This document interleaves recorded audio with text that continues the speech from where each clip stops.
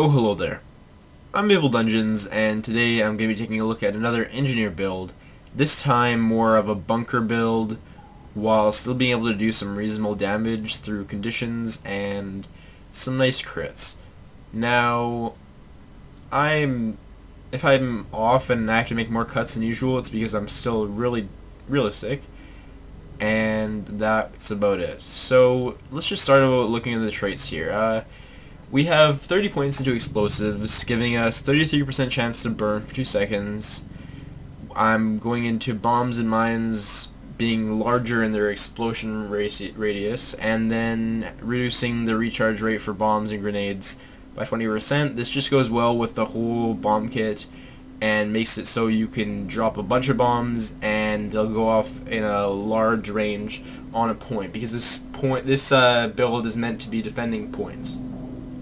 Now, we have 10 points into firearms just to get some extra bleeds on crits, and then have hair trigger, which recharges all rifle, pistol, and harpoon gun skills by 20%. This case, it's for the pistol skills, because pistol will give us the nice blind here as well as good damage through conditions. We have 20 points into inventions, which will spec into to do protection for 3 seconds when we're hit by a critical hit. 90 toughness while holding a shield, so that's just a little extra toughness, not too much, just a little bit. And then having all shield skills recharge 20% faster, which is pretty big considering what these skills do. Finally, we have 10 points into alchemy, which will give us the protection for 3 seconds whenever we're disabled. So when it's a stun, daze, knockdown, anything that will CC you, you get protection. So you will never be able to get that full burst effect when someone decides to CC you and then attack you. So even if you get caught in a Warrior's 100 Blaze or something, you do have that protection guaranteed. In terms of armor runes and such, we have 6 runes of the Earth. Now, I'm not 100% about this, and this is one of the things that I am going to experiment with and see how well it works exactly, but it gives us a bunch of extra protection and extra toughness.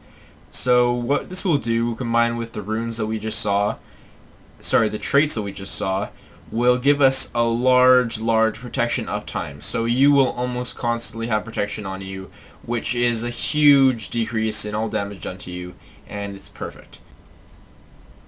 In terms of sigils, we have the Superior Earth just for a bunch of extra bleeds on the enemies, and then we have the Sigil of Minor Accuracy, which gives 10 precision each time you kill a foe.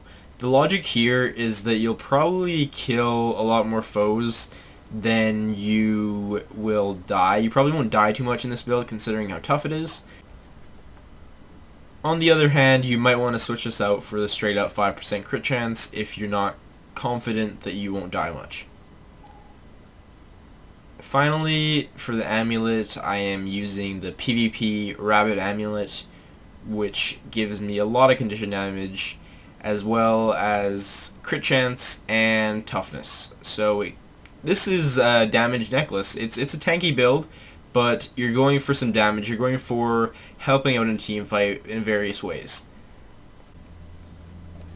In terms of abilities, obviously I'm using the pistol and shield, as you can see here, which, if you don't know, the pistol is just some good AoE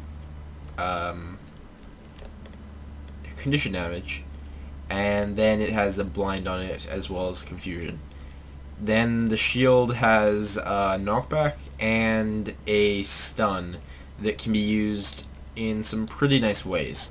In terms of utilities, we have the healing turret. I am not 100% on this either. This is one of the two things that I am not sure about, and I'm going to be using the turret for now, but I'm going to try out this build with the Elixir U and then the med pack, because it's all 3 healing options are quite viable, And the reason I'm using this is because it is good for when you're staying on one place, which you'll be doing a lot with this build, It gives a lot of stacks of regeneration, it has that big heal whenever you drop the turret, and it also drops the water field. The water field is big whenever you're in a team fight, and is really the reason why I'm using the turret right now.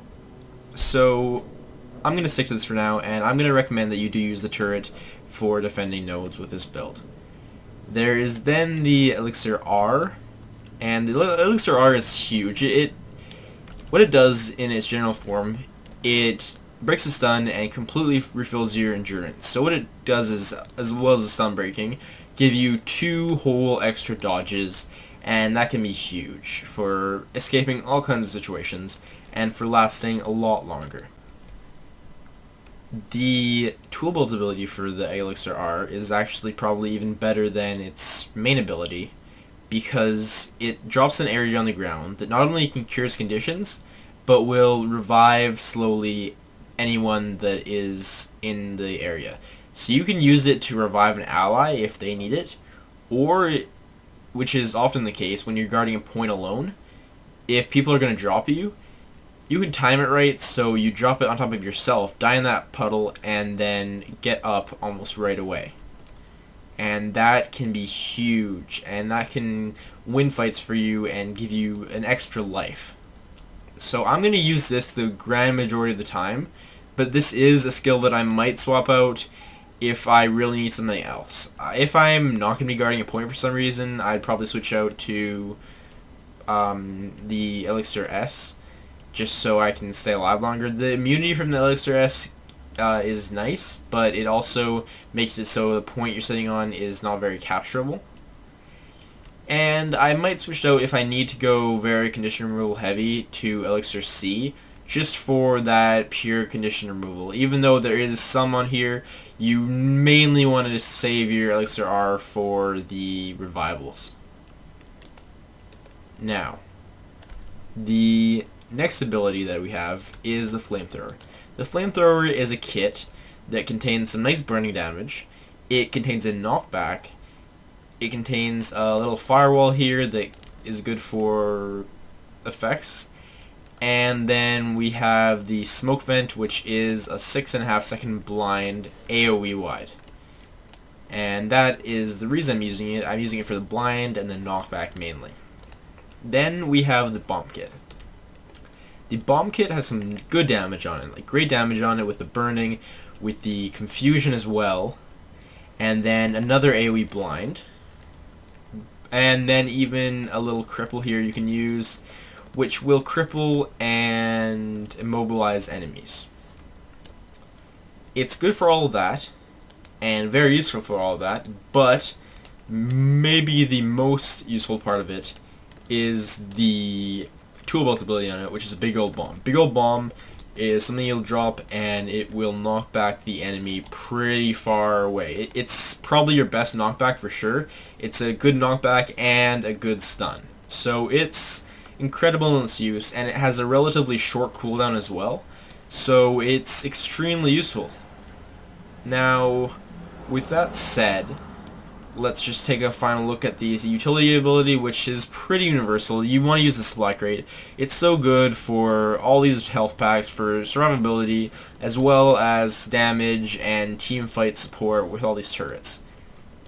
It's a no-brainer, and otherwise I'm just going to talk a bit about the whole build and how well it works together. Now, I'm going to try and get some combat out for you sometime in the next few days, but I'm not that great at this build yet. I've only really had this full build today, and I'm still getting used to playing it, and I don't want to put out a video until I know how to play it properly.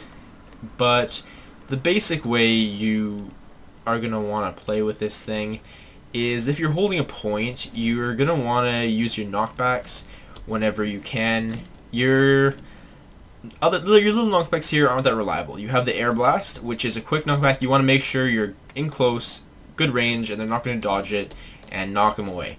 It's the same thing with your shield. Your shield, you want to have them in a good position to do the shield. A good thing to align with the shield is a bomb immobilize. So if you can get this glue bomb out, immobilize them, and then get a knockback on them, That would be perfect.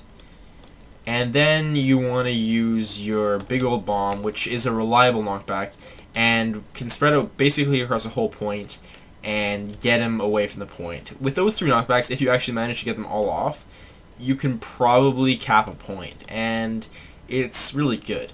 In terms of surviving damage, you want to use your blinds. You want to recognize what kind of abilities your enemies are going to use to kill you and blind those abilities. You can also use your knockbacks as interrupts, and if you're just defending a point, then you want to do that. But you want to use your blind sparingly. So you want to have this blind, which is an AoE blind, and you'll fire that. It'll blind everyone. You also have your 4 skill on here, which will blind everyone as well across a large area.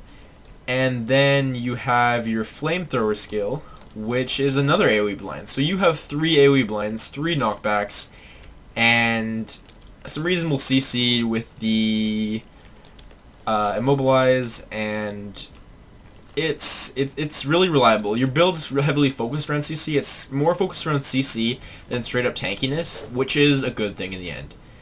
Now that's all I'm gonna say for now. Really, in terms of doing damage, that's really good as well. You can do a little damage with your flamethrower here with the flames, but you want to mainly switch to the flamethrower for the blind and the air blast. And then a large part of your damage is going to come from the bomb skills and then the straight up pistol skills, which is basically your 1 and 2. Your bleed and your poison is going to do a lot of damage for you, and you're going to be able to take enemies down slowly. It's not a glass cannon kind of awesome DPS build, but it is a build that can do some damage, and that's almost essential in team-based PvP. So thanks for watching, guys. I've been Mapledungeons. I'm going to put out some gameplay of this build sometime in the next few days. Thank you so much for watching. I'll see you next time.